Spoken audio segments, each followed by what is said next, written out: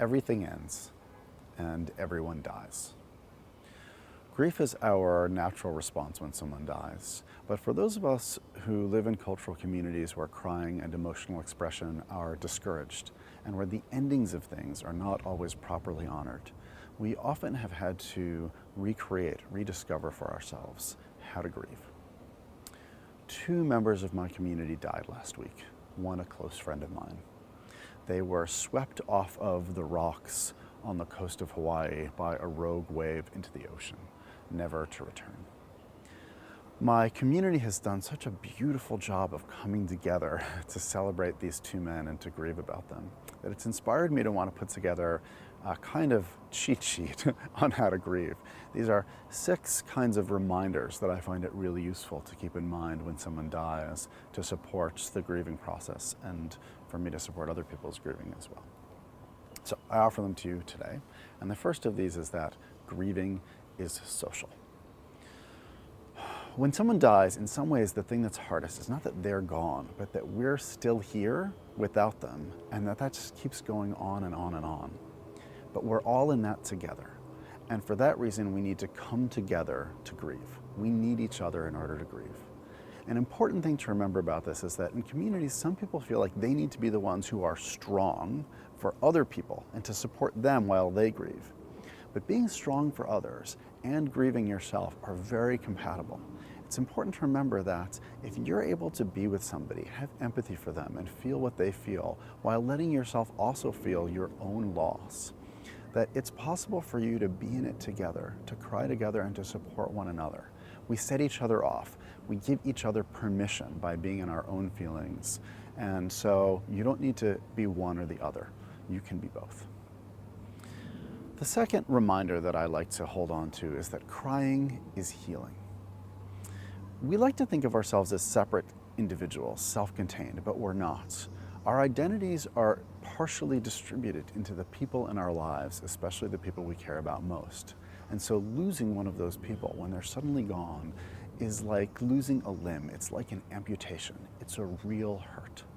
And crying is how we heal from hurts.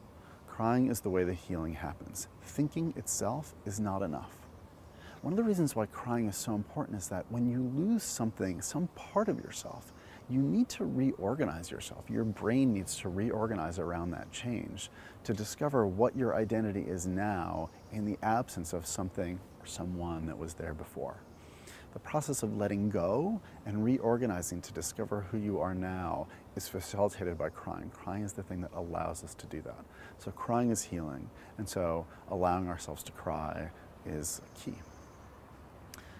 My third reminder is that grief and praise go hand in hand. This is a concept that comes from the teacher Martine Prechtel. And it's important for us when someone dies to remember what we loved about them and will miss. It's in the appreciation and the praising of them that we are able to feel our sadness. It seems paradoxical, but it really is in remembering the goodness in what we love that the tears are able to come. It goes the other way as well. The reason why we appreciate the things we appreciate is in part because they're temporary, because they're impermanent and precious as a result. Appreciation comes from those things that we know won't last. And the opposite is also true. We're able to grieve about things when we notice how much we loved and appreciate them. So helping someone to grieve can often happen by asking them questions about what they loved and will miss. My fourth reminder is related to this, and it's that there's just a lot to cry about. There's a lot to cry about. And many of us judge ourselves for feeling more than we think we're supposed to. If you weren't so close to somebody, maybe you don't think you're supposed to feel as sad as you do or cry as much, or maybe you think you're supposed to be done sooner than you are.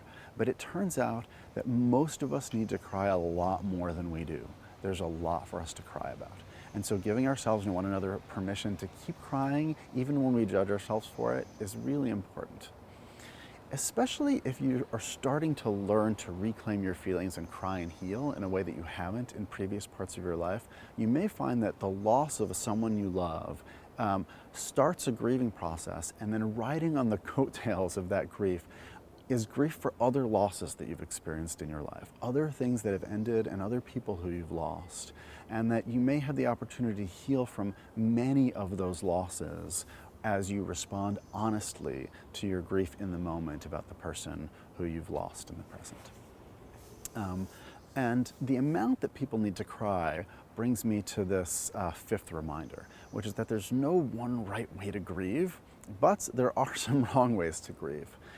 Here's what I mean by this. For instance, some people might find that they don't cry, or that it takes a long time for them to cry, or that they cry at crazy moments, gazing down into their bowl of soup instead of when they think they should be. It just goes differently for everybody. If you lose your partner, if your partner dies, you may find yourself immediately needing to get into another relationship because you need that kind of security. Or you may find yourself not able to form another relationship like the one you had for months or years. And both are equally valid ways of responding to death. We just respond differently. And giving ourselves room to be who we are and honestly look at death and respond in our way is important. Don't assume that other people will need to do it the way that you do. Help them figure out their way, what's right for them. However, there are things that people do that look like their own personal way of grieving that are really, in my perspective, avoiding grief. Ways that people avoid looking at the pain that they feel about the person that they have lost. So it's important to look out for these. And one that's common that I see is that people very quickly go to recognizing what's beautiful or positive about the death. Either imagining the person in some beautiful place and thinking that they've gone somewhere better, or perhaps talking about how death is part of rebirth and a natural part of life. And all of those things are true. But going too quickly to those places can often mean you skip the step of noticing how painful it is that they died. Death is painful. It's supposed to be painful. It's like birth. Birth is always painful, and death is the same. When someone dies, their body has to stop functioning for them to die, and that hurts. And when we lose them, it hurts us. So let it be painful before you notice what's also beautiful about it. The final thing that I want to offer as a reminder, my sixth reminder in my cheat sheet, is that death helps us to wake up. When someone dies, it reminds us of the impermanence of life and the myth of the future that we've been living. It kind of breaks a trance that we've had about how we think our life is going to go. It brings us into the immediacy of the present and causes us to ask questions about what we want our lives to be like. What is the purpose of your life? Why are you really here, and are you living it? Asking those questions, those deep existential questions, is a very natural response when someone dies, and it's a very helpful response. It allows us to live in a more fully present, more deliberate way, instead of being in the trance of the myth of the future and believing that things will just go on as they have. Some of you are probably well familiar with the words of Mary Oliver in a poem in which she speaks about death and then asks, "Tell me, what is it that you plan to do with your one wild and precious life?"